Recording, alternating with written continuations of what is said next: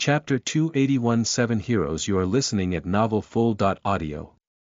In the depths of the night, Sunny was finally done with the arduous task of clearing the floor of the ruined library. Tiredly standing in the center of the circular hall, he found himself in the middle of a vast mural. The mosaic had endured the passage of time in an almost pristine condition. Most of it was preserved perfectly, with only a few small sections destroyed by corrosion or the ill will of the creature that inhabited the Crimson Spire. By now, Sunny was certain that it was the terror of the Forgotten Shore that had obliterated any depictions of the 7 heroes' faces. He didn't know how it was possible, but felt that the same furious force that had decapitated the ancient statues was responsible for the damage done to the engravings in the ancient mine and to this mural.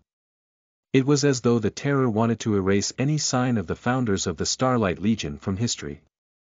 Their names were forgotten, every person that had known of their stories turned into dust, and even the stones that bore their image were desecrated and shattered. How great the resentment that the evil creature harbored toward them must have been, for it to go to such lengths in its mad desire to obliterate their legacy. With a sigh, Sunny turned slightly and walked to the edge of the mural. He was searching for the start of its story. Depicted on the mural was not one image, but a long series of them, spiraling from the edges of the mosaic to its center like a long scroll. On them, the history of the land consumed by darkness was shown, ending with the coming of a new dawn. Sunny already knew what events had brought the curse of all-consuming darkness to the Forgotten Shore and how the ancient inhabitants of this land fought against all odds to resist it. Now, he was going to learn the final mystery, the reason for their eventual downfall. Finding the first image, he studied it and lingered for a bit. Then, he walked on, watching the history unfurl itself beneath his feet. As the curse subdued the world under the veil of everlasting darkness and terrible creatures started to attack the human settlements, one after another, mighty champions began to appear to battle them. But no matter how strong, brave, and valiant those champions were, none of them was able to resist for long. Especially not when their own allies started turning into monsters. It was impossible to face the terrifying foes hiding in the darkness when no one was there to cover your back, or even worse, if those you trusted the most to do so were the ones delivering a deadly blow instead. But still, humanity persisted. Months passed, then years. And eventually, a new generation grew up in this horrible world. Born in the all-consuming darkness, 7 valiant heroes gave an oath to return the light to the cursed land. Sunny whispered. Oh, the people who would later create the Starlight Legion were indeed born in the darkness. They never even saw the light that they would swear to bring back. All they knew of it were the tales their elders had told them, tales of a time when people never turned into nightmares, and the beautiful stars shone even in the darkest of nights. This new generation grew up surrounded by nothing but darkness and horror, and was forged by it into a far more fearsome force than their parents had ever been. Hard times created hard people, and their time was as unforgiving and harrowing as one could imagine. Beyond so, even. And so, the people it created adapted to match this dark reality. Eventually, 7 of them rose above the rest, each leading their faction in the constant battle against the encroaching doom. Sunny stopped and studied the image that showed all 7 of them, even if their faces were damaged beyond recognition. There was a knight in an intricate plate armor forged of white metal, with a stalwart blade grasped firmly in his hands. Oh, a graceful priestess in a light flowing robe, her delicate hands shining with gentle light. A mighty hunter in an archaic cuirass leaning on a beautiful bronze spear. A masterful builder holding a mason's hammer in his calloused hands. A regal lord with a humble crown resting on his head, a single gem decorating its simple design.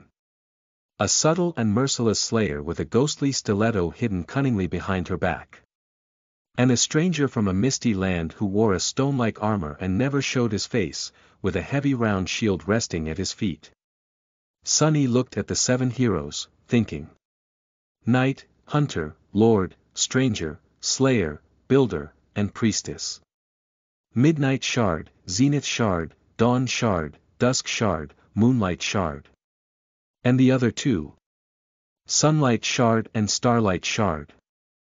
The fate of the last two shard memories remained unknown to him. Nephis must have known something, though. Otherwise, she would not have ventured into the dangerous expedition to the Hollow Mountains to seek out the Crown of Dawn. Although the history of the Forgotten Shore was presented in more detail here, it did not give him any revelations yet. Thoughtful, Sunny turned away from the image of the 7 heroes and continued on. At some point in history, the heroes came together, created the Starlight Legion, and united the surviving remnants of humanity under its banner. It was also then when they gave their defiant oath. They must have been mad. Weren't striving to achieve something impossible the definition of madness? Sunny frowned, knowing full well that, in this case, the 7 heroes actually managed to fulfill their crazy ambition. It was all a little too close to home. He also knew someone who liked to set impossible goals and had an infuriating track record of proving them possible. But how did it all end? Yes, the heroes achieved their dream. But the Forgotten Shore still turned into a desolate hell. What happened to their light? Looking at the next images of the mosaic, Sunny got a feeling that he was about to find out. Chapter 282 Sacrifice. You are listening at NovelFull.audio. As Sunny walked in circles, drawing near to the center of the mosaic, he saw the depiction of various deeds that the Starlight Legion had achieved. The warriors led by the 7 heroes were truly a fearsome force. Forged and tempered by the relentless malice of their dark world and the unassailable will of their leaders, they drowned the Forgotten Shore in the blood of the cursed creatures. Even though many of them had turned into monsters themselves, especially those who had allowed themselves to falter in their conviction, the rest continued on, unbroken. Sunny couldn't tell how powerful exactly the members of the Legion were, but from some clues of their battles, he guessed that they were at approximately the same level as the Awakened of his own world, at least at the beginning. With time, however, it seemed as though the warriors of the Cursed Land had grown much stronger. If most of the creatures they were fighting were of the corrupted rank, then that would put the Legion far above the humans back in the real world. Sunny wasn't sure if the 7 heroes and their soldiers were carriers of the Nightmare spell, though, and if the same hierarchy of power could be applied to them. Eventually, the surviving humans migrated to the shore of the colossal impact crater and built an impregnable wall around their new city. This endeavor alone was so arduous and ambitious that he couldn't help but feel a sense of awe.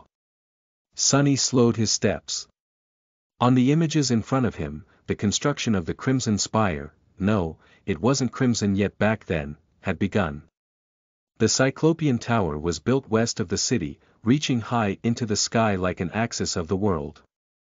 Like a stairwell that was designed to allow humans to touch the heavens. This was what he was truly interested in. Sunny wanted to know what happened in the spire, how the artificial sun was created, and how the darkness that consumed this land was turned into a transient black sea. What he saw next made him falter, and then close his eyes with an expression of deep, exhausted resentment. In the second-to-last image, the 7 heroes were depicted standing apart in the 7 spots of the Forgotten Shore. In front of each of them, a crowd of thousands of people kneeled, waiting. Among those people were the warriors of the Legion and the civilians from the city, men and women, old and young. Each of the heroes held a weapon in their hands. Of course, this is what happened. What else would it be? A feeling of dark, bitter disappointment grasped his heart. Sunny didn't even know why he felt this way. It was not like he knew anything about the 7 heroes, really. But at some point, maybe because he needed to believe that there was a tiny glimmer of light in the vast and endless night, he had begun thinking of them as a symbol of the best humanity could be. What a foolish thought. He of all people should have known better. Curse you all. In the last image, one that took the center of the mosaic, 7 tall hills made of dead bodies surrounded the spire. Tens of thousands of people had been slaughtered, their blood flowing like rivers toward the dark tower. On top of each hill stood one of the valiant heroes, their hands stained red to the shoulder. As the last sacrifice, the slaughterers turned their weapons on themselves, thrusting them into their hearts. And somewhere out there, he knew, a tiny black seed floated in a pool of blood. Sunny grimaced in disgust. This was your dream. This is how you decided to bring back the light. You sick wretches. As the rivers of blood flowed to the spire, 7 streams of glowing crimson light moved above them and entered it from 7 directions. These streams represented the soul essence of numerous humans who had been sacrificed to create the artificial sun. But theirs wasn't the most terrible fate. In the center of the spire, a lone human figure was drawn, convulsing in harrowing agony as the raging storm of soul energy entered her body. The conflux of all that power, the sacrificial vessel meant to be its conduit. The anchor of the sun. Sunny recognized that figure, too. To him, the features of her face were painfully familiar. It was the same face as that of the nameless goddess whose statue stood in the ruined cathedral. The crimson light entered her body and shot from her screaming mouth and eyes upward, pure and white. It rose to the height of the spire, where a new sun was being born. Frightened by its light, the darkness retreated underground, where it was locked behind 7 seals that were left behind by the heroes as their last deed. The rest was easy to deduce. After the heroes perished to create the artificial sun, everything was fine for a while. But then, maybe after a few decades, or even hundreds of years, the light of the sun began to dim. So the people of the Dark City had to make a new sacrifice. Perhaps, the second time, only 7 people had been killed to renew the power of the spire. But then it happened again, and that time, 7 was not enough. So they sacrificed 14. And when it happened again, they sacrificed a few dozen. And eventually, hundreds of people were being slaughtered every year to keep the sun burning. Because of the simple fact that the 7 heroes and their people, all of them had terribly mighty souls. But their descendants, who didn't have to grow up in utter darkness and fight terrible monsters to live through the day, did not. And at some point in this vicious cycle, the vessel that had been imprisoned in the spire and served as the anchor for the bloodthirsty sun was corrupted. Whatever kind of conscience it had left had been completely shattered. The nameless goddess of the Dark City became the crimson terror of the Forgotten Shore. All that pain, all that rage, all that blood exploded from the spire and infected the very land itself, growing into an endless labyrinth of the strange crimson coral. The 7 seals came undone, releasing that darkness that had been imprisoned underground for hundreds of years. This was what Cassie had seen in the vision. The darkness and the fury of the newborn terror fell on the humans of the Dark City like a tide and wiped them all out, erasing even the memory of them from the face of the world. This was how the Forgotten Shore was born. Chapter 283 Final piece of the puzzle. You are listening at NovelFull.audio. So this is how it is. Sunny stared at the last image of the mosaic, a dark and resentful expression frozen on his face. Depicted in the center of the mural, a sun fueled by blood shone on the mountains formed by dead bodies. Tens of thousands of people had been slaughtered to create it, and thousands more must have been butchered later on to keep it burning in the indifferent sky. The first sacrifices had died willingly, lured into submission by their fanatical rulers. What about those who came after? Somehow, Sunny doubted it. And for what? How did it all end? The 7 seals had been broken, and the ancient civilization had been obliterated. But the sun created and nurtured by it was not destroyed, just corrupted. It still rose in the morning and fell beyond the horizon after the dusk, illuminating the desolate hell of its own creation. As long as its vessel, the terror of the Crimson Spire, existed at the center of the labyrinth, it would continue to shine in the cold gray skies. And as long as it did, the darkness that had escaped its underground prison and turned into the cursed sea was going to continue coming and going, scared of its light. Great. The two deserve each other. He didn't know why the all-consuming darkness had become a literal sea of impenetrably black water, but had a guess or two. Either hundreds of years spent locked away behind the seals had affected it that way, or the artificial sun had. The terror had been changed by the curse, so why couldn't the curse be changed by the terror in return? Why wasn't that sun extinguished, though? There was no one alive on the Forgotten Shore to make sacrifices to the spire anymore, but Sunny suspected that there was a reason for why the crimson coral seemed to grow either out of or toward bones. If he was right, the whole labyrinth was a giant maw with which the terror absorbed the soul essence of every creature that bled on the coral before it died. It was all a part of its body. Sunny shivered, realizing that both the labyrinth and the dark sea were, in fact, colossal living creatures. It was just that the scale of them was so boundless that they seemed like forces of nature. Compared to the eternal struggle of the two titanic beings, the struggle of a handful of tiny humans was nothing short of insignificant. Or was it? Suddenly, he frowned. What about Nephis and her plan? How did the shard memories come into all of this? At first, a dark thought entered his mind. He imagined that Changing Star was preparing a mass sacrifice of her own, a hecatomb to appease the Crimson Terror. The number of the sleepers being sent to the Forgotten Shore each year was too eerily similar to the number of sacrifices made to the Crimson Spire by the inhabitants of the Dark City to be a simple coincidence. But he quickly dismissed that thought. After all, the sacrifices were meant to renew the power of the Blood Sun, and that was not Neph's goal. If anything, she meant to destroy it once and for all to gain entry to the gateway hidden in the spire. So, what did it all mean? Sunny scowled, remembering every piece of information about the 7 heroes and their cursed land he knew. And most importantly, those that came directly from the spell. After a while, he muttered. Time has erased their names and their faces, but the memory of the defiant oath still remains. This was the second part of the description that the spell had given the Starlight Legion armor. His eyes widened. All this time, he thought that this sentence simply meant that the legacy of the 7 heroes lived on even after their deaths. But now, he suddenly realized that the truth might have been far more straightforward. The key to understanding the secret of the shard memories was right in front of him this whole time. In fact, it came from the first memory he had ever gotten on the Forgotten Shore. The Azure Blade. On this Forgotten Shore, only Steel remembers, he whispered, a sudden understanding dawning on him like a revelation.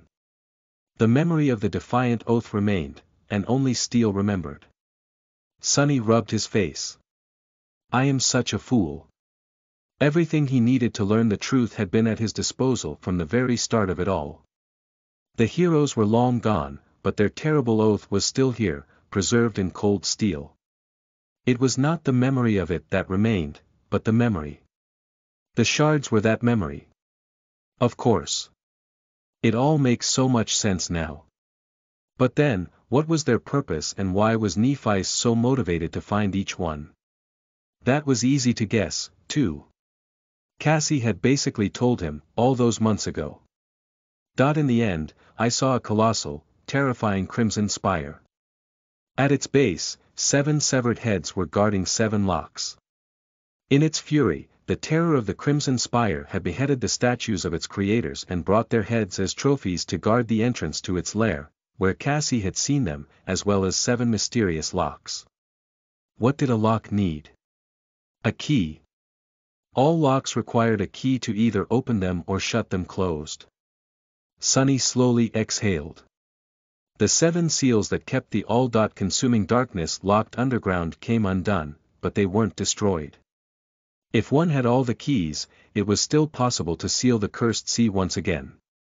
That was what the 7 heroes had left behind. And with the cursed darkness locked away, the spire would lose its most deadly line of defense. Finally, everything became clear. Sunny remained motionless for a long time, looking at the bloody images beneath his feet. After a while, he sighed and turned away. There was a bitter taste in his mouth. Sick. I am sick of this place. So sick of all of this. Cassie's vision showed her fire and rivers of blood. Good. It could all burn to the ground. He didn't care anymore. Chapter 284 Nothing serious. You are listening at NovelFull.audio. In the cold light of dawn, Sunny approached the spot where the other members of the cohort and he agreed to meet. The Shadow had already located their camp in the ruin of an ancient building and was currently watching them, hidden in the darkness. The 5 youths were busy preparing for the last stretch of the way to the bright castle.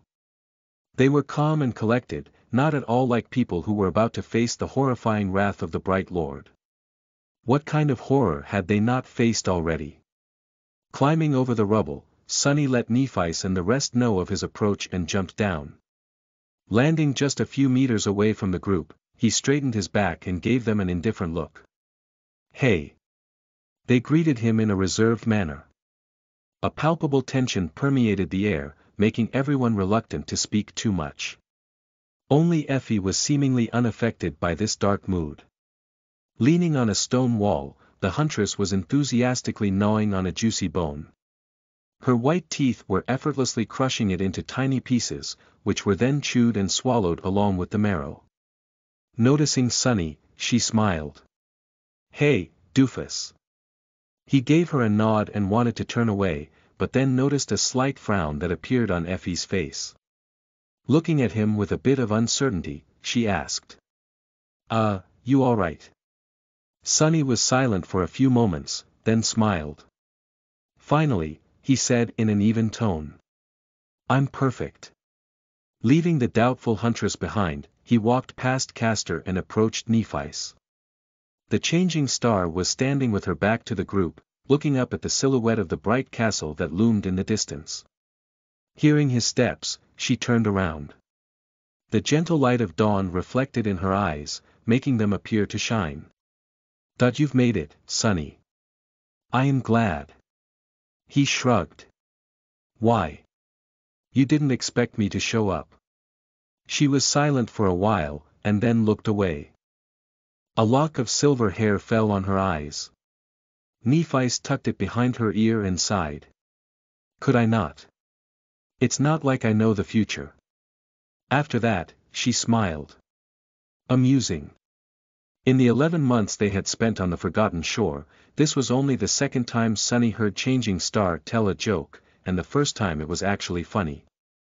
If a little macabre. But what was the harm in indulging in a bit of dark humor, at this point? Sonny did not return the smile, however. Glancing in the direction of the bright castle, he asked. "So, what's the plan?" Nephice shrugged. "This time there is no plan. We have confirmed that Gunlog is still pretending to be looking for Effie to bring her to justice for killing the missing guards. Once we enter the outer settlement, the members of the host will come for her. Then, I will most likely be forced to challenge him. We'll see after that." Sonny looked at her with a dark expression. "Pretty much exactly what I expected." He didn't hesitate to ask. "Can you really break his armor? Even with the Dawn Shard, your sword is barely equal to an ascended memory. And that thing is a true transcended echo." She lingered for a while before answering. When she finally spoke, her voice was calm and even. "I don't have to break the armor. I just have to break the man." Sonny shook his head with a humorless smile. "Good luck achieving one without the other."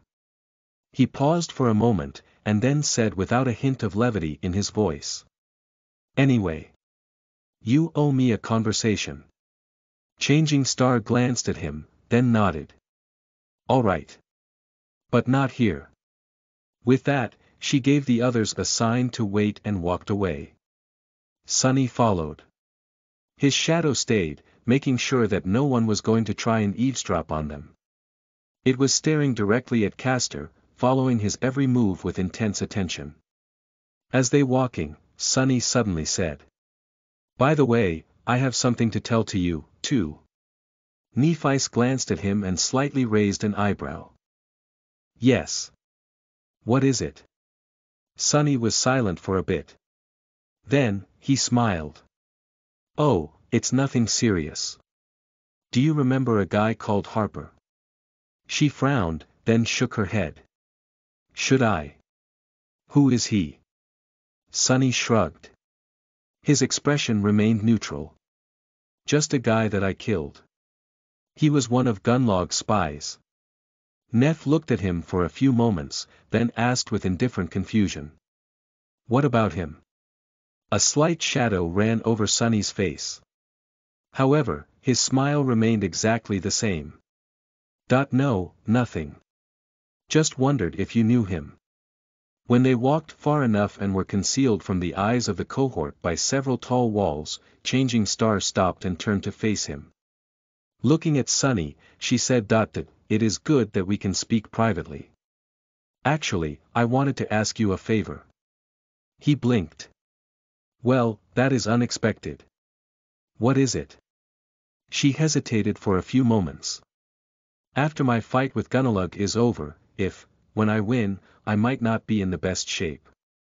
Even if I am, there will be a flood of soul essence pouring into my body. It will incapacitate me for a bit. The changes that happen to the body after a small portion of soul essence was consumed were subtle, but in large quantities, it could be disorienting, sometimes even debilitating for a short while. Sometimes, experiencing these changes and getting used to them took a little time. Sunny tilted his head. A flood of soul essence. What does it matter if her core is either full to the brim or at least almost saturated? He frowned, trying to guess what he wanted from him. So what do you need me to do? Keep Haruz busy while you recover. She shook her head, then looked away. A light sigh escaped from Changing Star's lips. No. I want you to make sure that Castor is nowhere near me when that happens. Here it was. The truth was about to come out. Sunny stared at Nephice, his expression cold and dark. After a few moments of tense silence, he asked. Why? What's the deal with you and Castor? She looked at him, her striking gray eyes calm and deep. Then, she said. It's very simple, really. Castor has been sent here to kill me. Chapter 285 Kill Order. You are listening at NovelFull.audio. Sunny remained silent for a few moments. Finally, it became clear that Nephice wasn't going to continue. Feeling a slight sense of exasperation, he asked. Why would Castor want to kill you? Despite the calm appearance, there was a tempest raging in his mind. The revelation of Castor's true intention had shaken Sunny. Yes, he disliked the proud legacy, and yes, their dynamic with Changing Star had always been a bit strange, but he never expected to hear something like this. In his mind, Castor was more of an opportunist with distasteful ambitions, most likely having to do with the purity of his clan's bloodline, than a cold-blooded killer. In what world did him wishing to kill Nephice made any sense? He was her #1 fan. The only logical explanation Sunny could find was that the proud scion had been secretly working for Gunnalug all along. But then, that theory also didn't hold when subjected to a close inspection. The Bright Lord was determined to kill Changing Star with his own 2 hands and in front of hundreds of people. What would he need Castor for? Nephice lingered for a bit, then shrugged. People have been trying to kill me for as long as I can remember. Have you forgotten? Sunny slowly shook his head. No, I did not. But what does that have to do with Castor? She smiled. They were not going to stop just because I came of age, survived my first nightmare, and was sent into the dream realm. If anything, that would have been the perfect opportunity to finally make me disappear forever. Sleepers enter this cursed world alone, away from the protections of society and whatever allies they might have in the real one. Do you see? He gave her a nod, his expression growing dark. Indeed, no one was as vulnerable as young sleepers entering the dream realm for the first time. Nephi sighed and looked away. In any case, when I enrolled into the academy, I knew that someone among our classmates had to have received orders to make sure that I never returned from the dream realm. I just didn't know who it was. Suddenly, she glanced at him. The corner of her lips curled upward. Actually, for a long time, I thought that it was you. Sunny blinked and stared at her in disbelief. What? Me? Are you actually, never mind. What exactly about me made you think that I'm an agent of some secret legacy cabal? Do I look like a legacy to you? Nephi's calmly looked him in the eye. Honestly. Not any legacy that I know. But there were too many things about you that didn't make sense. He frowned. Do tell. She slowly raised her hand, then began counting on her fingers. Let's see, you claimed to be an orphan from the outskirts, but somehow managed to survive both the first nightmare and the arrival on the Forgotten Shore. You didn't consume any soul shards, but kept growing more powerful. You said that you had never held a sword in your hand, but absorbed my lessons with astonishing speed. And finally, every other word you said was a lie, especially when it came to your origins, your past, your strength, and your aspect. Running out of fingers on one hand, she made a fist and pointed to it. Need I continue? Sonny cleared his throat. No, well, when you put it like this. She smiled and shook her hand, then lowered it. But after some time, I realized that my suspicions about you were wrong. If you were really tasked with killing me, you could have just left me on the ashen barrel. Back then, I was as good as dead. But you didn't. In fact, you risked a lot to take both Cassie and me with you. The smile slowly disappeared from her face. So when we reached the bright castle and Castor immediately appeared, insinuating his way into my inner circle, I knew pretty much instantly that it was him. Sonny frowned. Aren't you getting ahead of yourself? Don't get me wrong, I'm the last person in this world who would want to defend that pompous bastard, but there were hundreds of sleepers in our crop, and out of those, only 7 were sent to the Forgotten Shore. And only 4 lived long enough to see the castle. What are the chances that the person with orders to make you vanish was among them? Isn't it a bit too big of a coincidence? Changing Star slowly shook her head. Who said it was a coincidence? People often tend to forget that the spell has a mind of its own. It sees all and hears all. And it really loves to play with fate. If there was someone among those hundreds of people tasked with killing me, the chances of me having a fateful encounter with them in the dream realm would be all but guaranteed. That is how the spell always does things. Sonny had to agree. The spell, indeed, loved to play with fate. His whole damn life was proof of that. Meanwhile, Nephi's continued. Of course, despite my suspicions, I wasn't sure at first. But the more I observed Castor, the more convinced I became that I was right. He did everything in his power to get close to me, and then tried his hardest to subtly isolate me from everyone I could have trusted. He spent his time studying my every move, while keeping his secrets close to his chest. It's him. I've been sure of it for a long time. Sonny tilted his head, trying to digest this new information. After a while, he asked. If Castor wanted to kill you, why hasn't he made a move to kill you yet? She lingered for a bit, then smiled slightly. Because among all of the humans on the Forgotten Shore, he knows what the scions of the Immortal Flame clan are capable of the best. Isn't it ironic?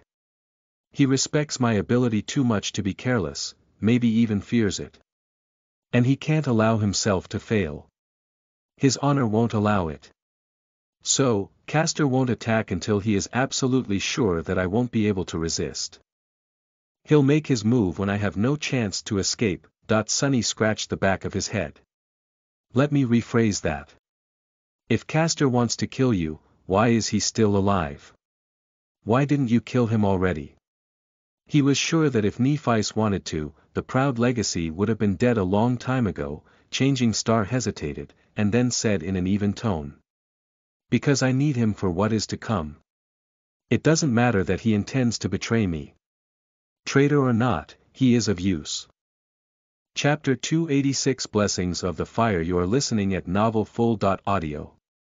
Some time later, the 6 of them left the secluded ruin and made their way toward the bright castle.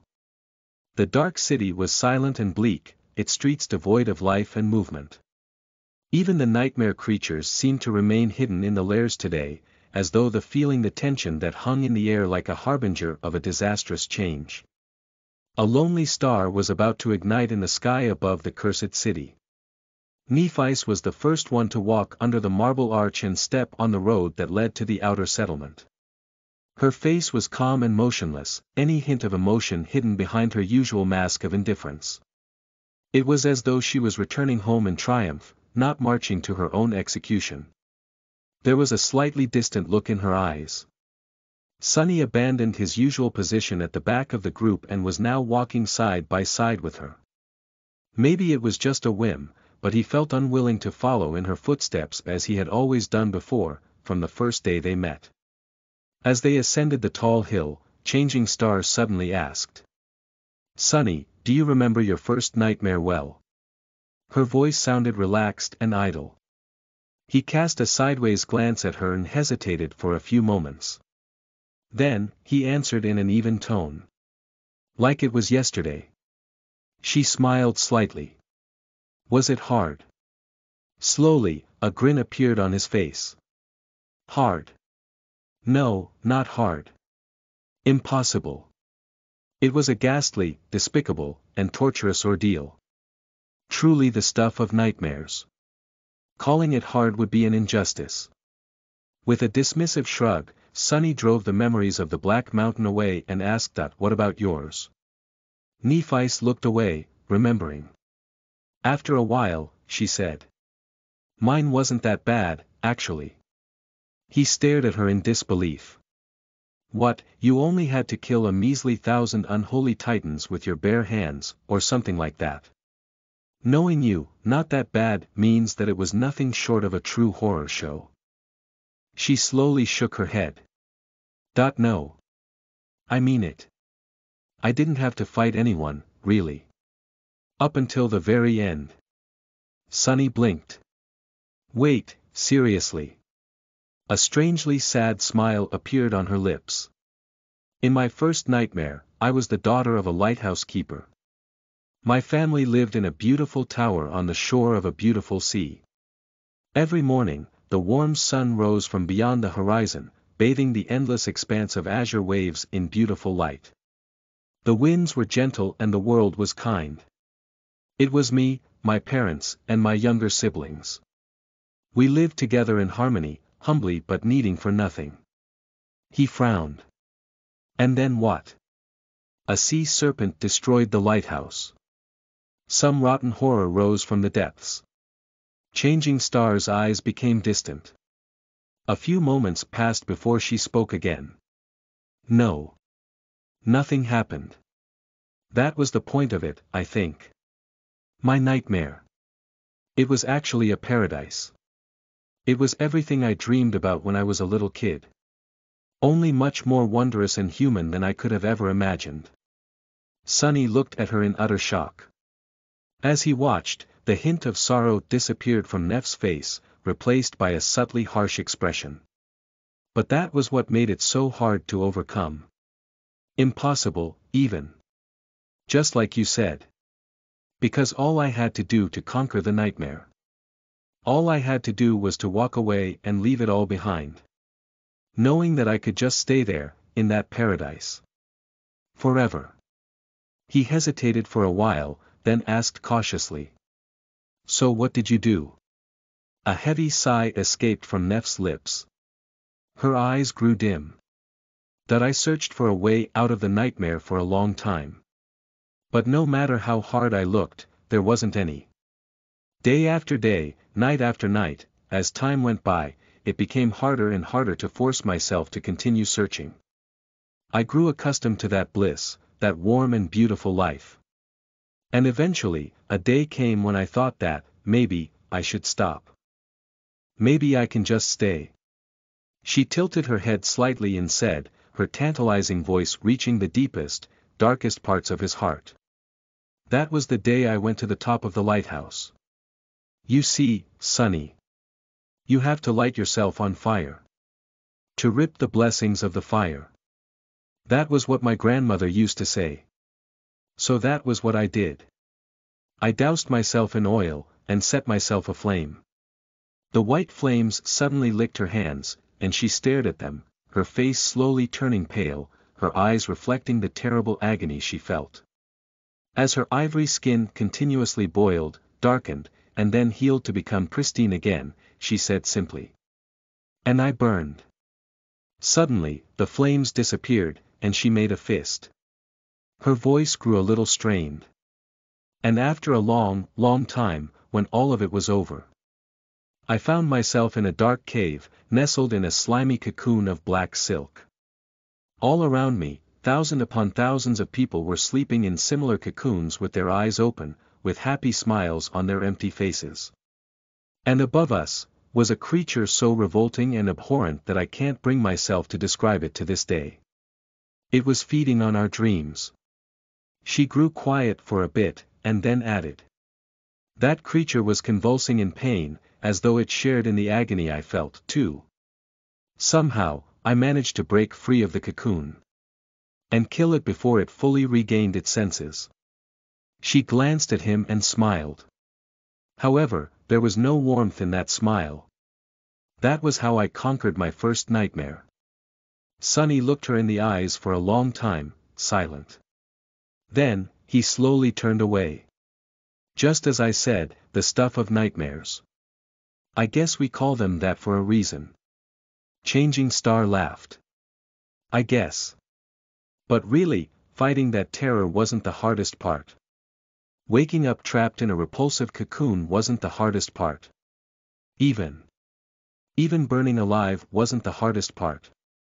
She grew silent for a few moments and then said, looking at the white road beneath their feet. The hardest part was walking up the steps to the top of the lighthouse. Not because of what waited for me in the future, but because of what I was leaving in the past. Soon, the familiar shapes of the outer settlement appeared in their sight. They had finally returned to the bright castle. Chapter 287 Lonely Star. You are listening at NovelFull.audio. The outer settlement had changed from the time Sonny saw it last. At the point where the white road widened into the vast platform that the settlement stood upon, a tall stone barricade was built, with watchful sentries observing the approach to the crest of the hill. Each of them was wielding a memory weapon and a sturdy armor, their faces full of dark determination. The makeshift watchtower constructed on the roof of Neff's lodge loomed above them, with several archers ready to rain arrows on any nightmare creature that wandered close. The slum itself was much the same, but the people populating it seemed different.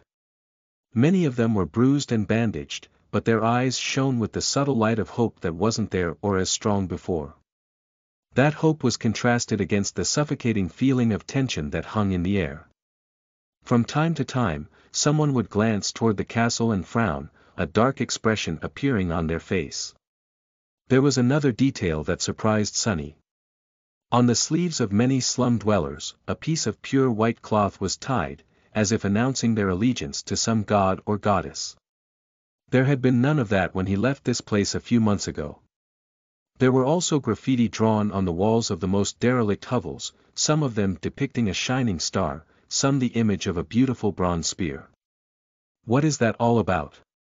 The white armbands and the star were, obviously, meant to represent Nephi's. But when had Effie suddenly become an apostle? Glancing at the voracious huntress, he raised an eyebrow. Anything you want to tell me? She scratched the back of her head, then shrugged. I've become a bit of a folk hero, apparently. Sonny shook his head and didn't press the issue. Whatever. When the sentries saw who was approaching, their faces first became shocked, and then lighted up with intense jubilation. Lady Nephis. It's Changing Star. Lady Nephis has returned. She is alive. The hum of voices spread through the entire settlement in an instant. If Gunlog had not known that they were back in the Dark City, he would have learned of it now. But he knew, of course. He knew it long before the people of the slum ever laid their eyes on their supposed savior. Sonny looked past the outer settlement, at the mighty walls of the bright castle. How long before its lord throws them a welcome party? Soon, the cohort was surrounded by a crowd of exhilarated people. Everyone wanted to see that Saint Nephis was alive and well with their own eyes. The other members were bathing in attention, too. Especially Effie. Effie. Huntress Athena. Welcome home, Effie. Show them. The huntress grinned in bewilderment and kept quiet. In the crowd, there were a few faces that did not share in everyone's joy. They were the leaders of the outer settlement's hunting parties. The gazes they threw at Nephice were grim and full of meaning. She gave them a nod, letting the experienced hunters know that she understood the message they were trying to relay. Then, Changing Star faced the inhabitants of the slum and took the bag that Effie handed her. Slowly unclasping it, she spoke, her calm voice effortlessly making the crowd grow silent.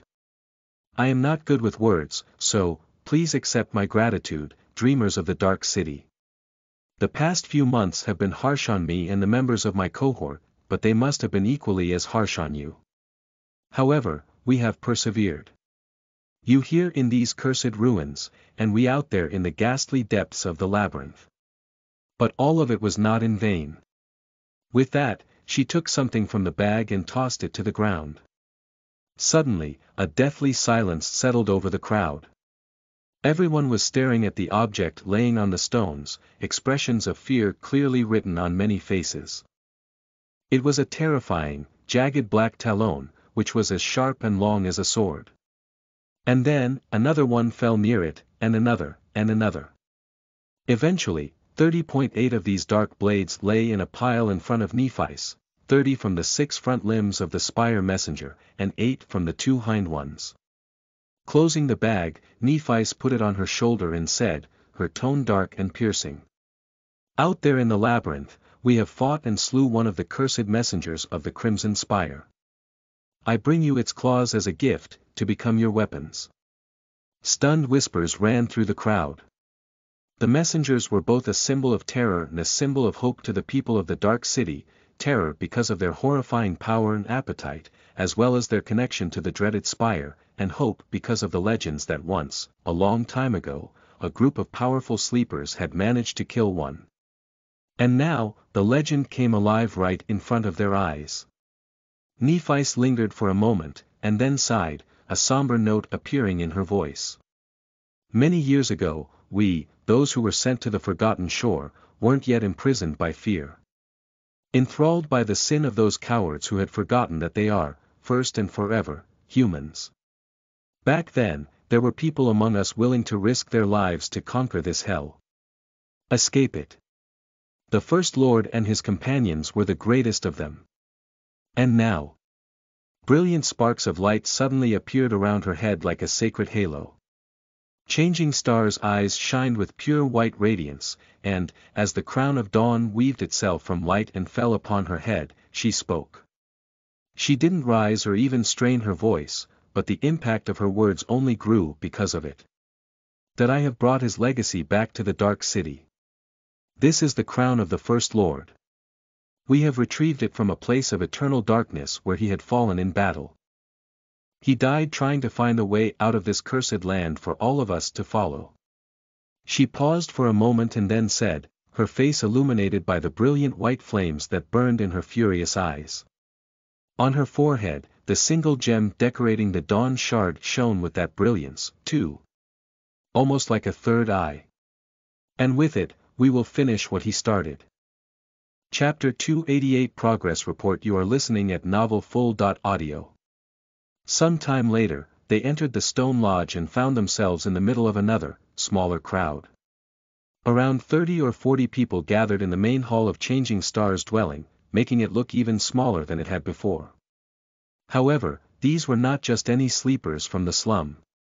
Most of them were experienced fighters from the outer settlement, few hunting parties, as well as people who Nephice had recruited into her faction during her time in the Dark City. Back when Sunny had been a part of the group, they were weak and hopeless young men and women who were barely surviving in the cruel reality of the Forgotten Shore. Now, things changed. Neph's little helpers were armed with makeshift weapons and wearing armors fashioned from a wide variety of scavenged materials, while some were even in possession of memories. They also held themselves very differently from before. Honestly, the difference between them and the hunters was not that big now. If Sunny didn't know which were which, he might have mistaken one for the other. Changing Star walked through the crowd and approached the window that opened on the bleak view of the cursed ruins. She looked at it for a short moment, and then turned around, a dark expression on her face. Tell me. The leaders of the hunting parties glanced at each other. One of them, a stocky young man with long messy hair and 3 ugly scars running all the way from his forehead to his chin, spoke with a bit of uncertainty. Welcome back, Lady Nephis. It is good that you are alive and well. She gave him a nod. The hunter paused, then continued, his voice somber.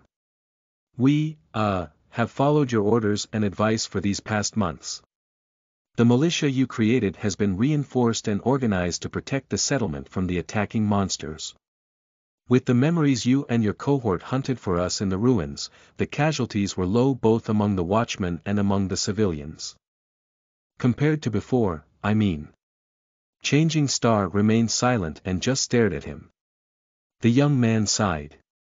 About the other thing, it went almost exactly how you told us it would.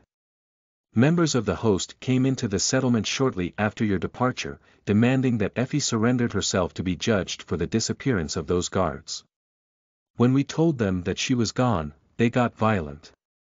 Several people were injured, but no one died. Effie scoffed. The hunted gave her a complicated look and scratched his cheek. After that, they would come again every week or so, hurt a few people and break things, always with the same demand.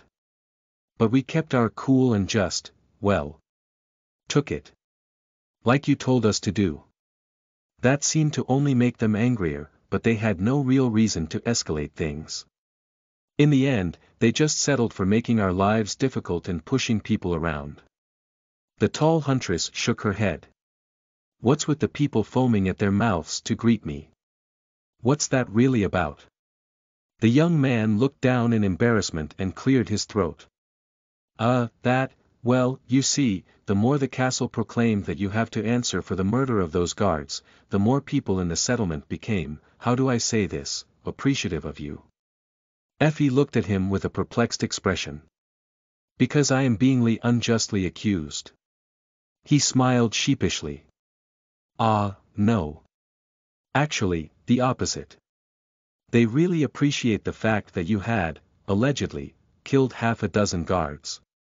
In fact, their only regret is that you didn't kill more.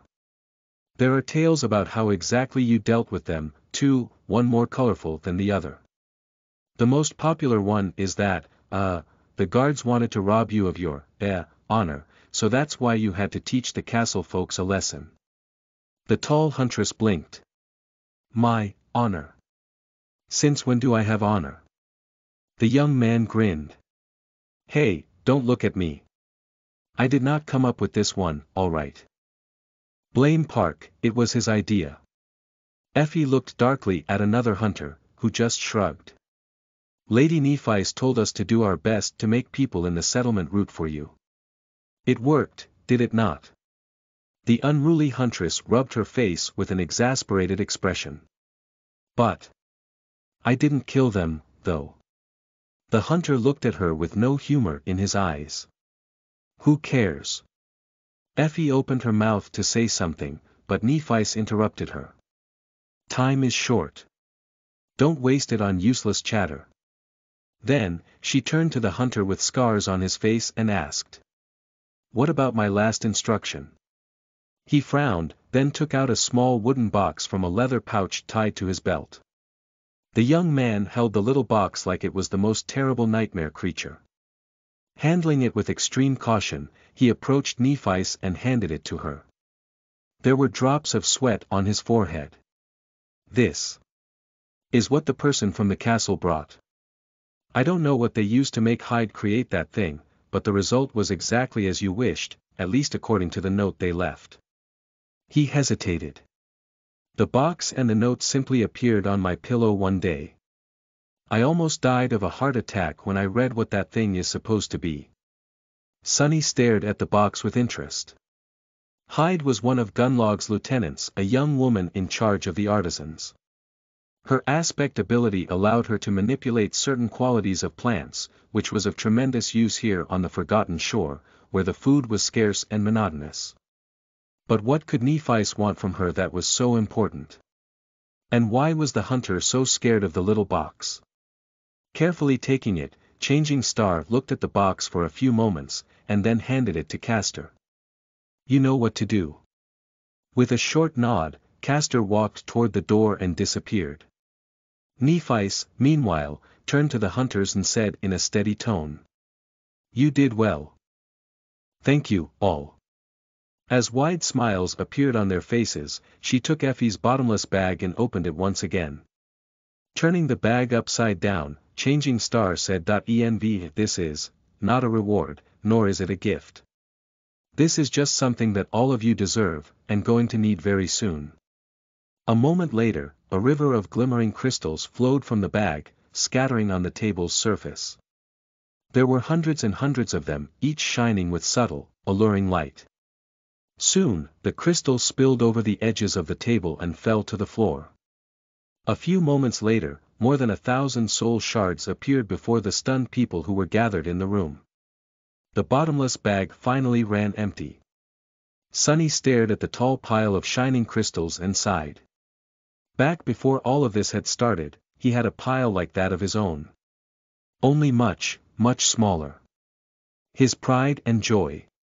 It was all gone now, sadly. What a sight. And I thought I was rich. Chapter 289. Start of the play. You are listening at novelfull.audio. Back in the labyrinth, Sunny wasn't the only one who had killed countless nightmare creatures. In fact, due to his primary role as a scout, the three main fighters of the cohort had killed many more. He knew for a fact that at least two of them, Effie and Castor, had fully saturated their soul cores long before their return journey was finished. Absorbing any more shards would have been useless for them. At some point, Nephice had begun to abstain from consuming her share of the spoils, too. Added with the shards that Sunny traded for the unwanted memories that the members of the cohort had accumulated, a truly incredible amount of the alluring crystals had been placed into Effie's leather bag. He had often wondered what Nephice would use them for, and now, he had his answer. The people gathered in the main hall of the hunting lodge, her most trusted subordinates, stared at the tall pile of soul shards in utter shock. Here in the Dark City, this was an inconceivable wealth. One shard was enough to buy a person a week of food, comfort, and safety behind the tall walls of the bright castle. Too many had died because they lacked these things. So, in a sense, the mountain of crystals in front of them was tantamount to 1,000 human lives. The scarred hunter slowly tore his eyes away from the glittering shards and looked at Changing Star, his face pale and his voice suddenly raspy. What is this, Lady Nephice?" She remained silent for a few moments and then said in her even, reserved, strangely affecting voice. "This is for you. To nourish yourselves, and grow stronger. You are going to need every bit of strength for what awaits us in the days to come." The young man watched her, a dangerous flame slowly igniting in his eyes. A flame of resolve, adoration. Almost worship. Hidden in a shadowy corner, Sunny smiled with dark apprehension. Back at the start of it all, he had told Nephice that Gunlog could not be defeated because he controlled every facet of life here in the Dark City. Food, safety, hope and fear. Even power itself. Then, he had watched as she gave the people of the outer settlement free food, placed them under the protection of her sword, and ignited the embers of the long-forgotten hope in their hearts. All that remained was power. And now, she had brought them power as well. No wonder they were ready to worship her. In their eyes, Changing Star was a noble savior. No one knew that their Messiah was a counterfeit one. Glancing at the stunned people, Effie sighed and took her bag from Neff's hands. Looking inside the empty memory with a bit of a sad expression, she said. "What are you waiting for? Gunlog's men are probably already arming themselves to come here and break your thick skulls. Share the shards among yourselves and absorb them, dimwits." The sleepers did not make her say it twice. Not long after the last shard had been absorbed, one of the watchers ran into the room, breathing heavily, "Coming. They are coming." There was a hint of unrestrained fear in her voice. Sonny flexed his shoulders and stretched. The show is about to start. The people gathered in the room glanced at each other, their faces full of tension. Only Nephi's remained indifferent, watching out of the window at the dead city that sprawled below her like a desolate, lonesome graveyard. Stay calm, everyone. Her voice settled them down. The hunter with scars on his face turned to Changing Star, a deep frown on his face. After hesitating for a few moments, he said. But, they are coming to take Effie. We can't allow that to happen. I'm done watching good people be taken into the damn castle and never return. If they want to make an example out of her, like they did with Jubii, over my dead body. The hum of angry voices rose in the hall, accompanied by heated glares. Exactly. They will pay for Jubii's death. Your dead body. Why not their dead bodies? Nephis lingered for a moment, then turned to them. A slight smile appeared on her face. Don't worry. Nothing is going to happen to Effie. You have my word. That seemed to calm them down a little. It seemed as though they were willing to believe anything she said, regardless of how impossible her promises were. Was that the definition of blind faith? Before anyone could answer, however, a crashing sound came from the direction of the entrance to the stone lodge. It seemed as though someone had just smashed through the door. There was a short scream, which quickly grew silent. Something fell on the floor. Then, the sound of heavy footsteps could be heard, drawing closer to the hall where all the people had gathered. A few moments later, its door was shattered, too, exploding into a shower of splinters along with the bits of stone that surrounded it. A giant of a man walked into the hall, his mere presence making the entire space look tiny. Compared to him, even Effie seemed to be of average height. There was a morose expression on his face and a dark glint in his cold, cruel eyes. The giant did not wear any armor, allowing his monumental muscles to strain the fabric of a sleeveless silk shirt. It appeared that Tezai, the fearsome leader of the castle guard, had decided to welcome the cohort back to the Dark City himself. Neph's followers paled, their fiery indignation replaced by fear. What a monster, Sonny thought indifferently, pondering on what the quickest way to kill the morose giant would be. Behind Tezai, a group of guards, each wearing a sturdy armor and wielding memory weapons, could be seen. Their eyes were immediately drawn to the robust figure of the tall huntress, and then, hateful smiles appeared on their faces. The guards seemed very happy to finally find the woman accused of murdering their own. The giant only glanced at Effie and then turned to Nephis. His deep, low voice resounded in the stone hall, sending shivers running through the hearts of many sleepers gathered there. Changing Star. So you're alive after all.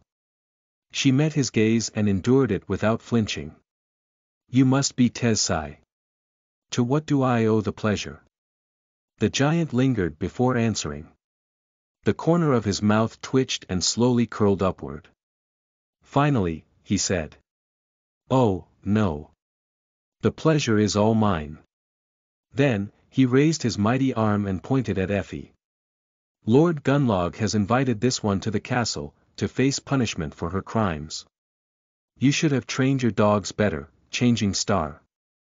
See what happens when they go around biting people. He lowered his hand and flexed his shoulders, then looked at her with a dark expression. Now. I would advise you rats to step aside and let me take that she-wolf with me. Nephis crossed her arms and stared at the giant, cold sparks igniting in the depths of her calm gray eyes. A few moments later, she said evenly. Or what? Chapter 290 Judgment Day. You are listening at NovelFull.audio. Changing Star's words brought the room to dead silence. On both sides of it, people were slowly preparing themselves, dark resentment burning in their eyes. It felt as though the tension reached critical mass and was about to explode into a storm of violence. Only 3 people remained calm and unaffected by the direness of the situation. Nephis herself, Sonny, and Tezai. The giant bared his canines in a grin. His eyes, however, remained cold as ice. What a revelation! And here I was, thinking that you are a great defender of justice. Were you not, Changing Star? Or is your sense of justice reserved only for the crimes of those who don't serve you? He sighed and added, his voice full of disappointment. That huntress of yours is accused of murder. Why are you trying to prevent me from bringing her to justice? I thought that you, of all people, would not get in the way of fairness. Nephis frowned. Accused does not mean convicted. Why do you claim that she is guilty? Tesai stared at her and said, his low voice sending tremors through the stone hall. There is plenty of evidence. There are plenty of witnesses. So many people came forward to give a testimony. Her guilt is undeniable. How will you answer that, Changing Star? Sunny smiled slightly. How peculiar. So many people apparently saw Effie slaughter those fools. Did I imagine killing them or what? I was a bit crazy at the time, to be fair. Ha! Before Nephis could answer, Kai suddenly took a step forward and shouted. That is impossible. However, she made him stop with a stern look. The charming young man hesitated, then gritted his teeth and fell silent, glaring at Tesai with burning indignation. Changing Star turned to the imposing giant and smiled. Well, well. That changes everything, then. Please forgive me, if you can. I have been away from the Dark City for so long, and wasn't informed of these developments. If this is the case, then by all means, take her away. Effie grimaced and looked at her with an amused expression. Sunny did not take his eyes off of Tesai, however, his shadow stared at Nephis, too. The smile suddenly disappeared from her face, replaced by boundless coldness. However, I am coming with her. All of us are, in fact. We are awfully curious to see that evidence and hear those witnesses. And, most of all, we are all dying to see justice done and those guilty punished. Surely, Lord Gunlog would not mind. An expression of dissatisfaction appeared on Tesai's face. With a deep frown, he looked down on Neph from his oppressive height and said in a growling voice. Why do you think that you can come, wench? Changing Star was silent for a few moments, calmly looking at him. Then, her eyes suddenly shone with furious white light. In a voice that promised agony and death, she said with contempt. Who's going to stop me? The giant stared at her with a complicated expression. It seemed as though he was being torn between pride and fear. It was all a mask, though. A masterful performance to hide his true emotions. Triumph and jubilation. He had come here with the excuse of bringing Effie to justice, but his true goal had always been Nephis. She was the one Gunlog wanted to destroy. And now, she was bringing herself to him, like a lamb going to slaughter. What Tesai did not know was that Changing Star was as far from a lamb as one could be. More like a demon in sheep's clothing. Sunny glanced at the morose giant with something that resembled pity. Meanwhile, Tesai slowly shook his head and said, his voice full of false reluctance. Fine. Do as you wish. Come with me to the castle, if you want. Bring your rats with you. All of you will witness the brilliance of our Lord. All together, they exited the lodge. Tesai was walking in the front, holding the tall huntress by the shoulder. Her hands were tied behind her back with a flimsy rope, more of a symbolic gesture than a real restraint, considering Effie's strength. Nephis was keeping close, her face calm and indifferent. The guards and the members of Changing Star's faction were right behind them, throwing menacing looks at each other. Their faces were grim and full of resentful indignation. Sunny had hidden himself in the crowd, not wishing to draw any attention. Now, he was moving with it, feeling the restless agitation through the chaotic movement of the surrounding shadows. As they moved toward the castle, more and more slum dwellers surrounded them, their faces full of shock and anger. They got Effie. Bastards! Let her go. Lady Nephis. Do something. Glancing at the growing number of people who were gathering around them, she smiled reassuringly and said. Stay calm. Come with us if you want. Today, we'll see justice done. However, her appeal to remain calm had the opposite effect on the crowd.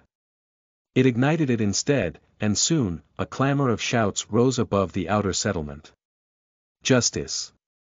Justice!